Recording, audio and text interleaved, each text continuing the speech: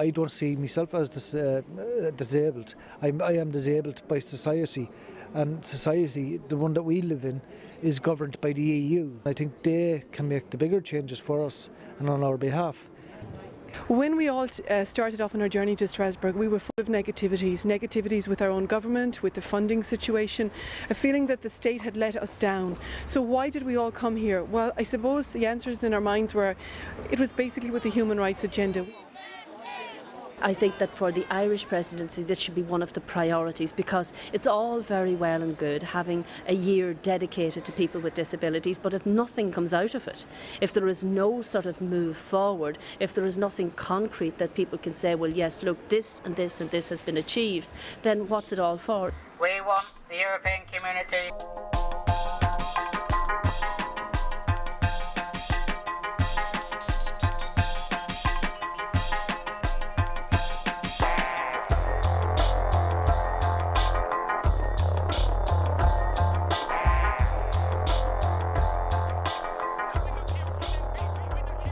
Throughout the summer of 2003, the European Year of People with Disabilities, many people with disabilities and their organisations throughout Ireland came together through workshops and meetings to discuss the European Union and the impact it has on disabled people. Today it is estimated that people with disabilities represent between 10 and 15% of the total population of Europe, a figure that exceeds the population of almost every European country. As one of the most socially marginalised sectors of the European Union, what is the impact of EU membership on our rights? And how can we exercise those rights? Those were the questions raised throughout the summer of 2003, and ideas to present these concerns and demands to the very centre of European power in Strasbourg, the European Parliament and the Court of Human Rights came about. Up to freedom, drivers!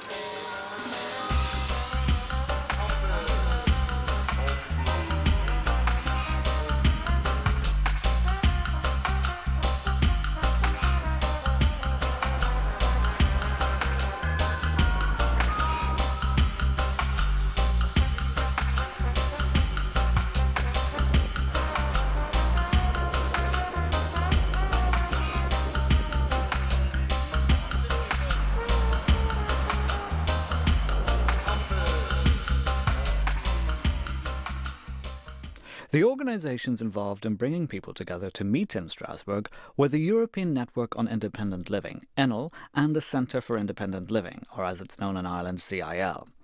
Founded in 1989, ENIL is an umbrella organisation of individuals and disability groups dedicated to promoting independent living among the 40 million people with disabilities throughout Europe today, as well as with the general public. Because independent living is about everything to do with a person's life and what one does, and that's both in work and in leisure. The disabled people want control over their lives. They want more choices, and they want to be able to do the things they want to do. And until they get that control, that power, and that ownership about what they're involved with and what they're doing, I think disabled people will always be disenfranchised and will always be excluded. Ask people with disabilities themselves what they want.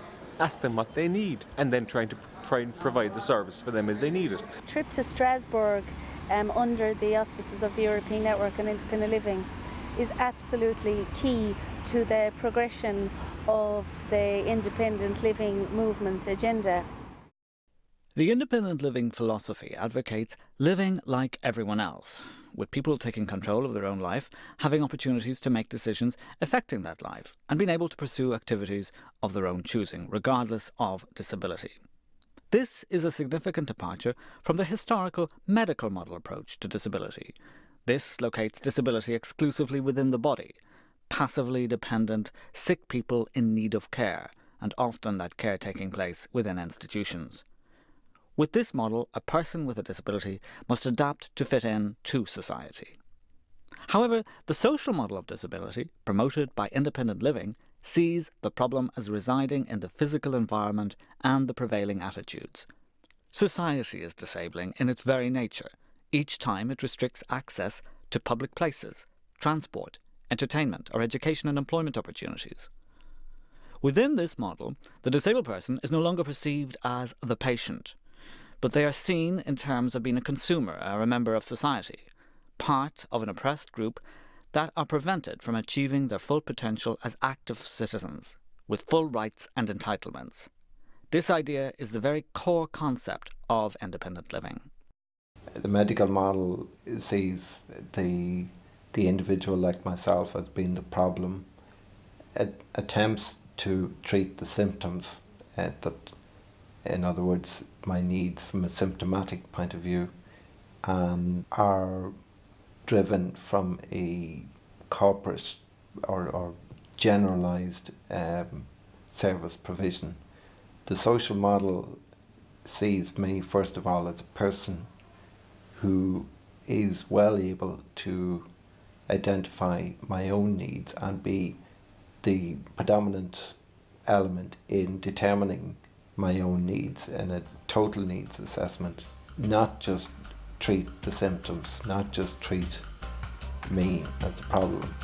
I am not the problem. Disabled people are not the problem. The environment around us is the problem. The advantages about challenging traditional care systems, opening up the whole rights framework and the rights-based agenda for people with disabilities.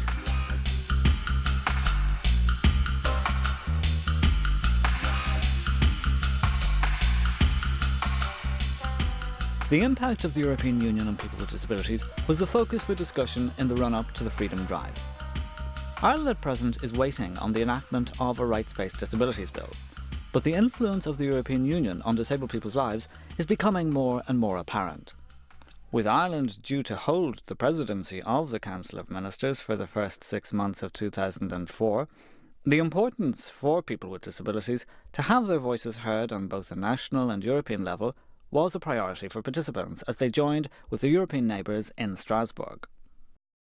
On September 23rd, more than 150 EU citizens from all across Europe, including France, Germany, Italy, Norway, Spain and the UK, and of course 32 Irish participants, converged on Strasbourg to begin a 3-day period of meetings. The first day of the Freedom Drive began by meetings between national groups and their respective MEPs to discuss the 8 key demands of the Freedom Drivers. These demands were a Europe-wide policy on personal assistance, the right to gain personal assistance services regardless of cost, the right to retain personal assistance funding when travelling regardless of length or purpose of journey, action to address the growing number of people with disabilities being institutionalised, more effective representation of people with disabilities in European social inclusion strategies, promotion of the appropriate implementation of the philosophy of independent living, 5% of overseas development aid to be given to community development projects for people with disabilities in developing countries, and action to highlight and address the significant human rights abuses that many disabled people experience. The President of the European Parliament, Mr. Pat Cox, MEP, attended the Irish meeting, as did John Hume, taking time to address the group with some inspiring words. I think that the more that disabled organisations in every country go to their parliaments and meet directly with not only with their members of parliament but the members of government in order to get their problems fully understood, in order to get action taken on their problems, that is, I think, what should be happening. And today is an example, I hope, of a beginning of that process. Individuals who had travelled from each of the participating countries were given time to express their concerns. Central to these concerns was the need for more effective representation of people with disabilities within Europe. With our demands, and we want them seriously taken on board, because for too long now, for years before we came over, we were writing and we're nothing seriously and concrete has been happening. So when we're coming over, I think it's put right to their faces and in their offices. It's the European Parliament. I think that done them some good. It opened their eyes up.